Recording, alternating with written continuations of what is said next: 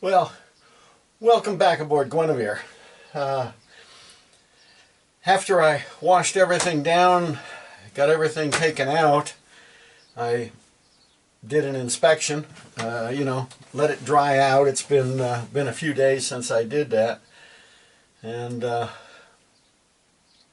if you look at what we've done, it actually doesn't look too bad, but this is our home, especially when we're, long time. It's not a weekend boat, so things that would pass easily on a weekend boat, we don't feel pass on Guinevere.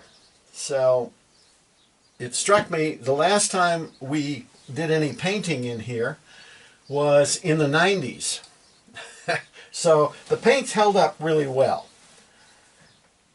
I tried latex paint and I tried oil-based paint.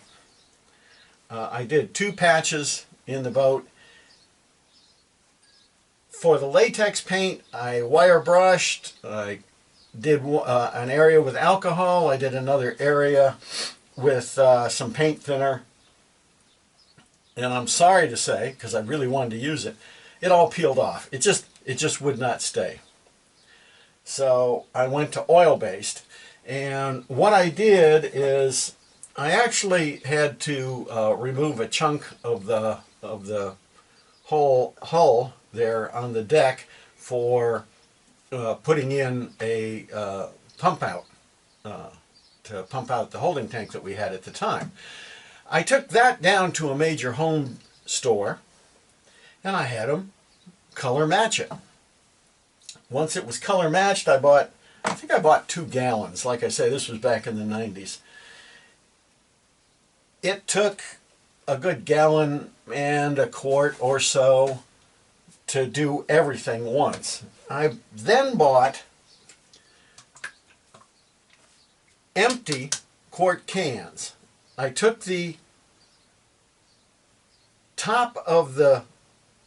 picture of the top of the gallon can that showed what it was and what the mixture was, so that next time if I needed to mix some more, I would go ahead and just take that label in and have them mix me another gallon. So after 2 gallons, I still have 3 quarts of the color left. It's all dirty because it's been in storage all this time, but because I filled the cans completely full and they haven't opened since, they're nice and reusable. So I can go ahead and redo all of the cream color. We did in all of the storage areas. We felt like, as I said, this is our home, and we want the storage areas to be as nice as the outside of the boat. We want them clean. When it's just bare fiberglass, when they get dirty, when stuff, if a can opens up for some reason and goes into it, you can't tell to clean it out real well. By making it the cream color, same as the outside of the boat, we have no problem with that. Now, having said that, that's what I use in all the lockers and everything like that. I still bought and used bilge coat. It's a gray bilge paint, and it's meant to be used in bilges. By the way, when we first bought Guinevere, all of the tops of all these cabinets and everything was battleship gray. I was in the Navy, don't need it no more. The bilge coat I just bought another quart of because I think a quart should do it, is only down the center and in the bilges all the way back. If I need more, I can always buy more. I gotta say, give a plug, and this is in no way, I'm not being paid or anything. I ordered the bilge coat from Jamestown Marine, rubber gloves, plastic gloves, Jamestown Marine, and Jamestown Distributors. And when I ordered the paint, but when it came with 2 stir sticks, it came with gloves and 2 measuring cups for me to use. So I got to say, I'm real happy with the service I get from them, And I've done that in the past, and every time I've gotten the stir sticks. Got some blue tape and some thinner to go. Now, little cups, mixing cups, and brushes, both inexpensive. You know, I tend to use the brushes and chuck them. I don't tend to clean them out for this cabinet stuff and everything. You know, if I'm doing high-class varnish on something, yeah, I'll get a good brush. Now, the next thing I do, before I paint, before I tape off and everything, is I really need to sand all this stuff down. Now, I don't need to sand it down back to bare wood or anything. All I want to do is I want to give it a tooth so that the next coat covers it and adheres to it real well. It's a semi-gloss. Now, having cruised for all these years, since 2004, I took, this is a dry box, and I put my power tools in it.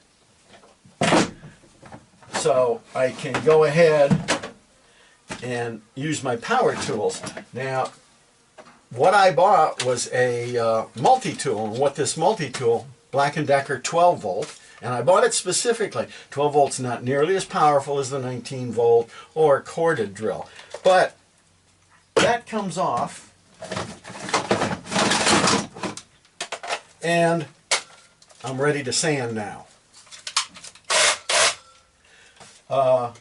I've got 2 batteries with me, but if you've looked back at my videos, I had a dead battery that died on me a long time ago, and I had a 12 volt extension cord, and I turned this into a 12 volt plug-in drill. I have the solar panels charging the battery. I'm a big believer in running the ship on its own, making it independent. So I really don't need electricity here in the yard. I've got my batteries, I've got my electricity. I'm not using the refrigerator, so two 20 watt panels are providing more than enough power. I can use this all day long, and if I don't come back for 2 days, the batteries are all back up to charge. So I'm going to get busy doing some sanding, and I'm not going to put you through all the sanding, but before I do, let's take a look at the bilge that I'm repainting, and let's take a look at in the cubbies, and you'll see why I'm repainting, and I'll show you some of the door tops. Okay, this is the bilge by the aft ladder, and you can certainly see where the bilge paint has completely come off. So that needs a new coat, and I'll wire brush just a little before I go ahead and start repainting that. Also, it's important to repaint all of these edges. You can see where they've worn off, and keep that paint on those edges.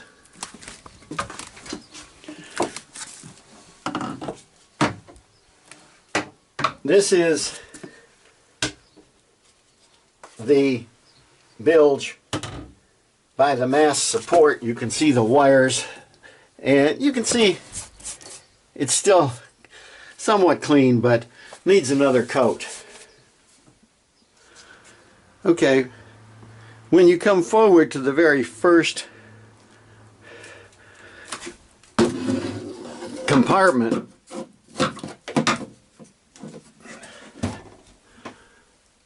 you can see the bilge coat where I've done that, and the white,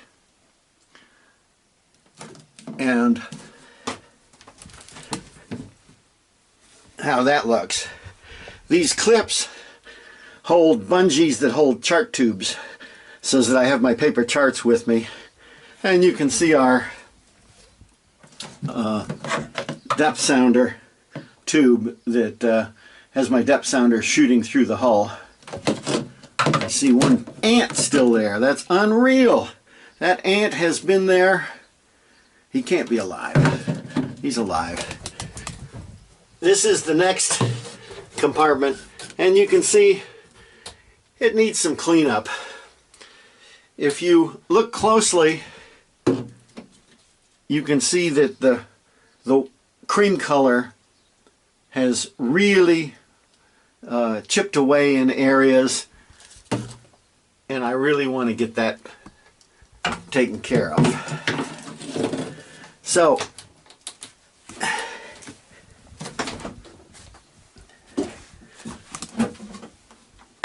on the port